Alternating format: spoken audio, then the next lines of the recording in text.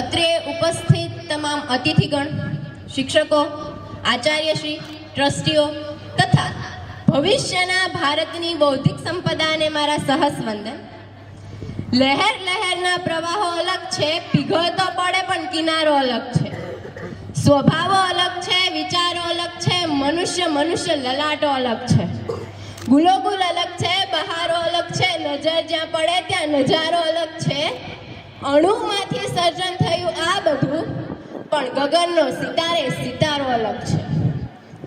21મી સદી એ જ્ઞાનની સદી, 21મી સદી એ વિજ્ઞાનની સદી. પણ શું સાથે એવું નથી લાગતું કે આ 21મી સદી થોડીક જાગૃતતાની સદી પણ હોવી જોઈએ? પ્રાચીન કાળમાં કેટલાક જ્ઞાતા રત્નોથી ઉજાગર ભારત વંશનો ઇતિહાસ જો સુવર્ણ કાળ હોય તો આજે તે એવા કયા કારણો સર્જાયા કે તે સુવર્ણ કાળની વાત તો દૂર રહી, આપણો દેશ એક વિકસિત દેશ પણ નથી. શા માટે? કદાચ આ અણીશુદ્ધ સંસ્કૃતિને વિદેશી વાયરાની એવી તે નજર લાગી છે કે આપણી પ્રજા હજુ પણ તે પશ્ચિમી સંસ્કૃતિથી આકર્ષાય છે. તેમના રીતિ રિવાજો, તેમની રહેણી કહેણી અનુસરવા માંગે છે. અને પછી જ્યારે દર વર્ષે ગણતંત્ર દિવસ આવે ત્યારે બધા ગર્વથી કહે અમે આઝાદ છીએ. પરંતુ જો ખરેખર જોવા જઈએ ને તો હજુ પણ આપણે ગુલામ જ છીએ. તે વિદેશી પ્રજા તો આપણા દેશમાંથી આવીને ચાલી ગઈ, પરંતુ તેની સુવાસ હજુ પણ આપણી સંસ્કૃતિમાં ક્યાંક જોવા મળે છે. આજે જ્યારે આ વાત થાય, મને કદાચ મેઘાણીજી સમજાય અને આપ સૌને કહેવાની ઈચ્છા થાય કે સત્તાની યમુની જાલ ધારા કેરી જુંગાલ ઘોડા કંગાલ કાજ ફાસલા પસારે.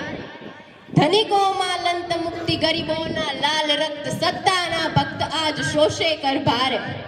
બહુદિન આ સત્ય શયા જીવન નિર્ભીર્ય થયા, બંધુત્વે શયા પ્રાણ નવરચના માગે.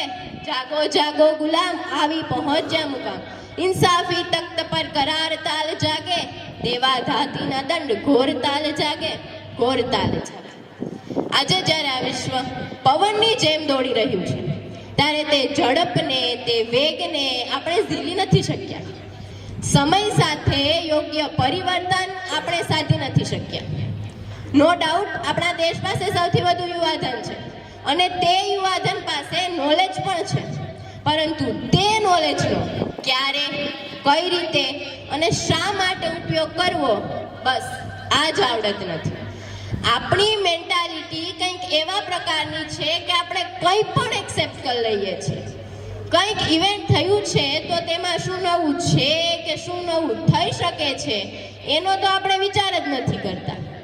આનું હું તમને એક શ્રેષ્ઠ ઉદાહરણ આપું તો વિદેશી પ્રજાની વિચારશ્રેણી કંઈક એવી છે કે જો તે કરી શકે તો હું કરી જ શકું, જો તે કરી શકે તો હું કરી જ શકું, અને જો તે નથી કરી શકતો તો એ તો હું ચોક્કસ કરીશ. જો તે નથી કરી શકતો તો એ તો હું ચોક્કસ કરીશ.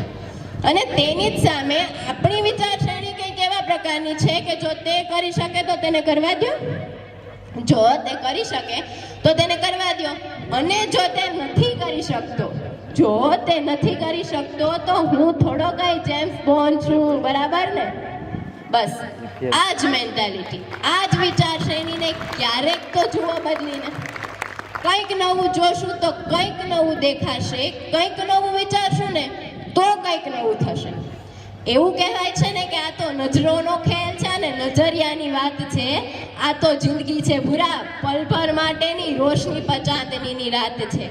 જો જીવવું હોય ને તો ક્ષણ પણ વધી પડે, નહીં તો જીવવામાં ઘાત છે, કેમ કે આ તો નજરોનો ખેલ છે ને નજરિયાની વાત છે.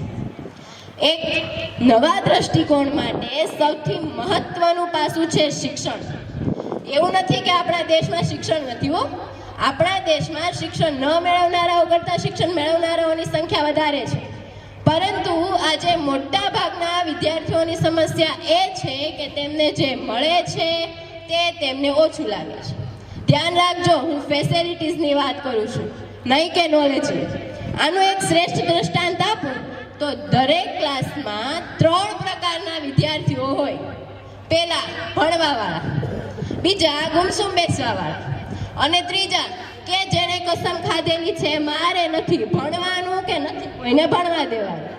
અને એવા જ વિદ્યાર્થીઓની ફરિયાદ હોય છે કે અરે મને આવડતું નથી, મને સમજાતું નથી.